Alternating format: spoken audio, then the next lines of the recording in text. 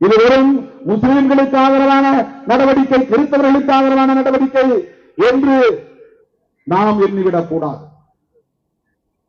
அல்லது முஸ்லிம்களுக்கும் கிறிஸ்தவர்களுக்கும் எதிரான நடவடிக்கை, அவர்கள் எடுக்கிற நடவடிக்கை என்று நாம் இந்த அளவில் மட்டுமே புரிந்து கொள்ளக்கூடாது.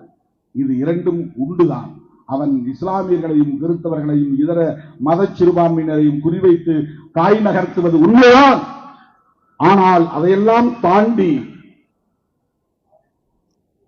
அவர்கள் ஒரு மறைமுக செயல் திட்டத்தை நடைமுறைப்படுத்துகிற முயற்சியை ஈடுபடுகிறார்கள்.